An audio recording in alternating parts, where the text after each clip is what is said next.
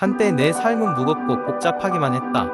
도시의 소음, 끊임없는 일정, 그리고 나 자신에게 가해지는 압박감은 내 마음 속에서 둘 곳 없는 불안을 증폭시켰다. 그때 우연찮게 접하게 된 자연요법에 관한 책은 내 인생의 새로운 장을 열어주었다. 첫 번째로 시작한 것은 아침 일찍 일어나 동네 공원에서 산책하는 것이었다. 맑은 공기를 마시며 나무들 사이를 걷다 보니 어느새 마음이 한결 가벼워졌다. 나뭇잎 사이로 떨어지는 햇살이 얼굴을 스칠 때면 마치 자연이 내게 인사를 건네는 것만 같았다. 자연 속에선 시간의 흐름이 다르게 느껴졌다. 분주한 도심에서 벗어나 그저 존재하는 것만으로도 충분함을 나는 그곳에서 배웠다. 산책이 주는 힐링을 경험한 이후 나는 자연요법의 다른 방식을 찾아보기 시작했다. 그러던 중 숲치유라는 개념을 알게 되었다. 치유의 힘을 시험해보기로 결심하고 나는 주말마다 가까운 숲속으로 여행을 떠나기 시작했다. 깊은 숲속에 발을 디딜 때마다 마주하는 청량한 산소와 새소리는 나를 환영하는 음악이었다. 나무와 풀들이 내뿜는 고요한 숨결 속에서 나는 그동안 잊고 지냈던 나 자신을 다시 만날 수 있었다. 시간이 지날수록 내 마음의 변화는 명확했다. 스트레스는 차츰 줄어들고 작은 것에서도 감사함을 느낄 수 있는 여유가 생겼다. 이러한 마음의 변화는 서서히 내 주변 사람들에게도 좋은 영향을 미쳤다. 내가 자연으로부터 받은 평온함과 에너지가 그들에게도 전달되기를 바랐다. 또한 나는 허브와 아로마 테라피도 나의 힐링 여정에 포함시키기로 했다. 라벤더, 로즈마리, 페퍼민트 같은 허브 오일들을 일상생활에 접목시키면서 그 향이 주는 안정감과 즐거움에 빠지게 되었다. 자기 전 몇 방울의 라벤더 오일을 베개에 떨어뜨리고 나면 숙면을 취할 수 있었고, 로즈마리 오일은 아침에 활력을 불어넣어 주었다. 이러한 경험들은 나에게 하나의 깨달음을 주었다. 자연은 우리에게 가장 순수한 지위의 힘을 선사한다는 것이다. 우리가 자연과 연결될 때 그 속에서 우리는 진정한 자신을 찾고 심리적 고통에서 해방될 수 있는 길을 발견하게 된다. 그리고 그것이 바로 자연이 주는 선물이다. 이제 나는 더 이상 스트레스를 두려워하지 않는다. 스트레스는 삶의 일부이며 어떤 방법으로든 관리할 수 있음을 확신하게 된 것이다. 자연요법은 나의 삶을 더 풍부하고 의미 있게 만들어 주었다. 그리고 이 여정은 아마도 평생 이어질 것이리라. 두 번째 이야기. 어느 여름날 오후 건강을 챙기기로 굳게 결심한 수지 씨는 더운 날씨와 함께 식욕이 올라간 자신을 그렇다고 그냥 두지 않기로 했다.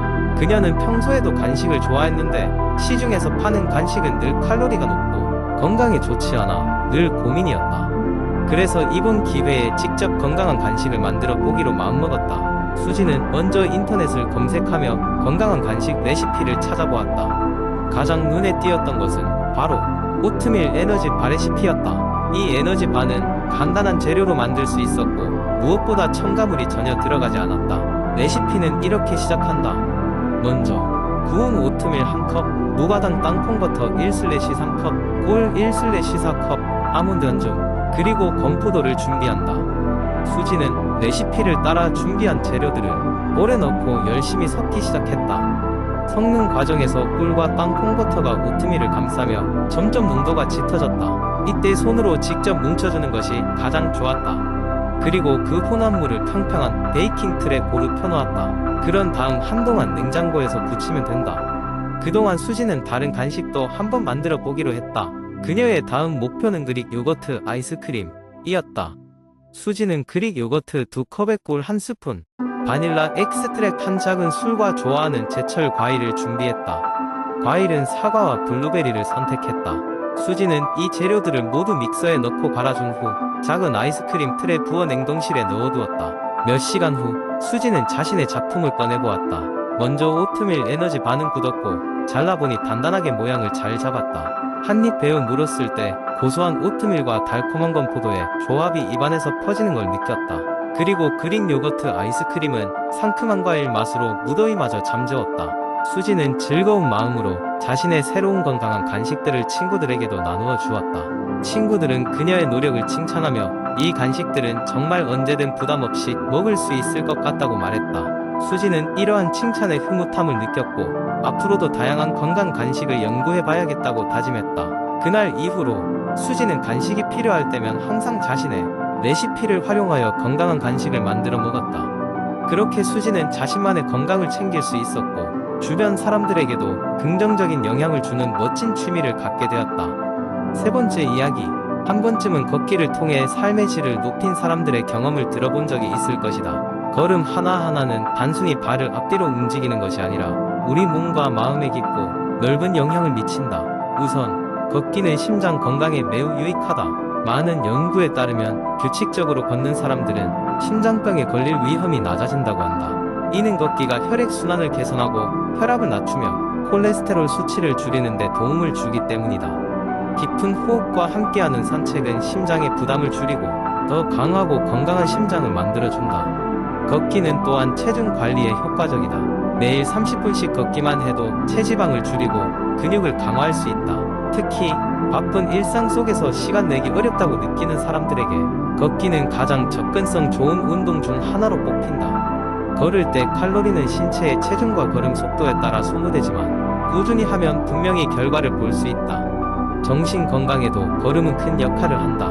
걸을 때 자유롭게 흐르는 생각들이 스트레스를 해소하고 우울한 기분을 전환시키는데 큰 도움을 준다.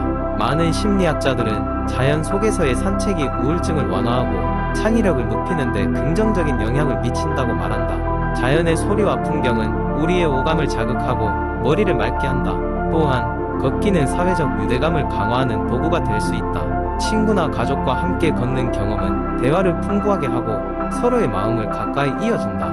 그저 옆에 함께 걷는 것만으로도 우리는 상대방의 이야기에 더욱 귀를 기울이고 공감할 수 있는 시간을 가질 수 있다. 뿐만 아니라 동네 강아지와의 산책도 커뮤니티와의 연결고리를 만들어줄 수 있다. 다음으로 걷기는 창의력을 높이는데 탁월한 효과가 있다. 스티브 잡스나 마크 저커버그는 중요한 결정을 내릴 때 종종 산책을 즐겼다고 한다. 심리학적 연구에서도 걷기는 혁신적인 사고를 자극하며 문제 해결 과정을 가속화하는 데 도움을 준다고 밝혀졌다. 이는 걸을 때 우리의 두뇌가 자유로운 상태에 있어 새로운 연결고리를 발견하기 쉽기 때문이다. 결론적으로 걷기는 우리의 삶의 전반적인 건강을 가져다주는 활동이다. 자연의 아름다움을 느끼며 걸으면서 몸의 건강과 더불어 정신적인 평화까지 얻을 수 있다.